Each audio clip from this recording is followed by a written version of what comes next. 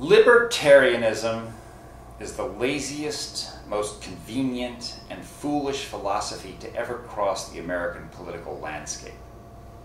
It tries to pass itself off as a noble intellectual endeavor, but is nothing more than a simple manifestation of self-interest and paranoid grumpiness.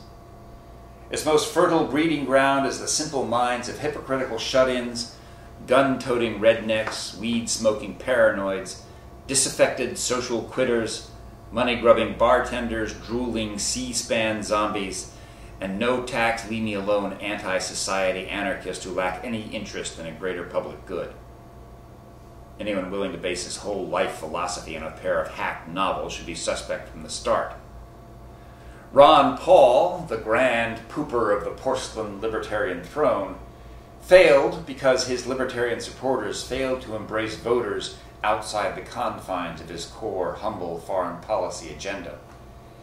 Instead, they promoted a conspiracy-laden view of America wrapped in an elitist attitude that told people, if you only knew as much as we do, you'd agree too. For every person espousing rational anti-war stances, there was someone screaming about the Amero and the NAFTA superhighway. For every person arguing soundly for sound money, there was a nativist spewing some 1830s know-nothing regurgitation. Instead of building a political ground machine, they spend their time sending angry emails and minting gold coins with Ron Paul's face on them. Thomas Jefferson once said that the government which governs least governs best. This, in many respects, is the founding sentiment of the Libertarian Party. Yet in today's world of mega-corporations, we've seen a strange inversion. Libertarians inadvertently promote corporate interests and tyranny when they attempt to prevent citizens from acting in concert to sustain a collective interest. Libertarians are incapable or unwilling to see the corporations infringe on individual liberties more than any state institution ever could. After years of obstinate drumbeating about the evils of all things organized, libertarianism has devolved into a political party which cares more about access to fully automatic weapons than access to quality public education. They espouse the free market as if it holds the solution to every problem, micro or macro, which America could possibly face. But their sad devotion to this ancient religion hasn't helped the libertarians conjure up national major party status. A declared socialist sits in the American Senate, but not one single libertarian. The only libertarians in the House have to cower under the war hawk banner of the United Church of Republicanism.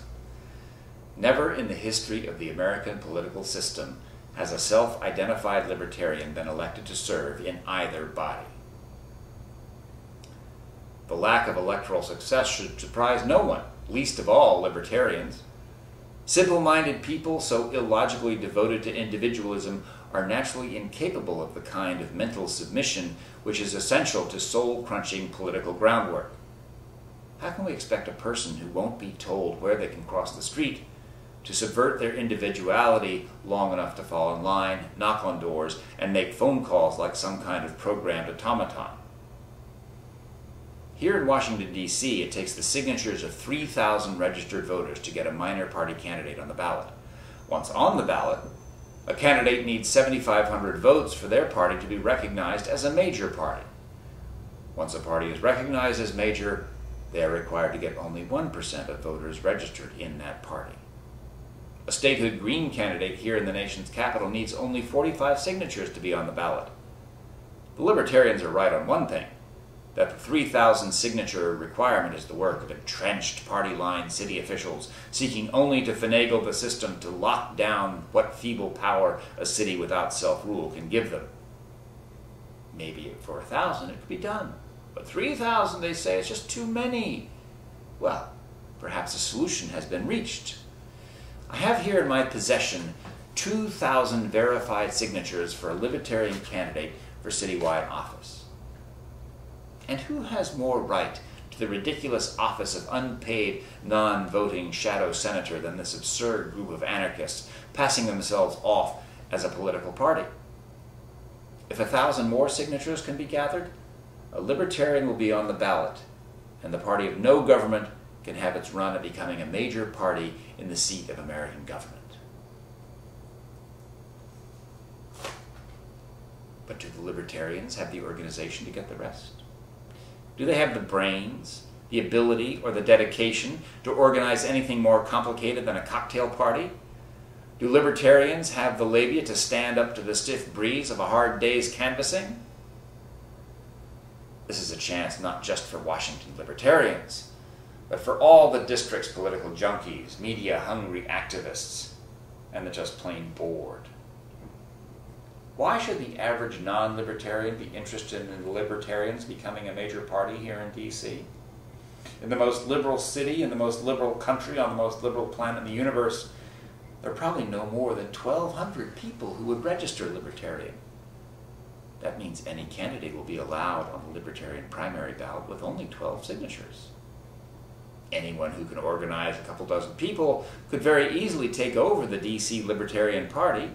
Imagine your very own political party you can do with whatever you want. The party of inaction surely won't put up a fight, or even bother to get off the couch to stand in your way. What a great prank, huh? Some non-libertarians organize a citywide candidate and take over the Libertarian Party here in the capital of the free world.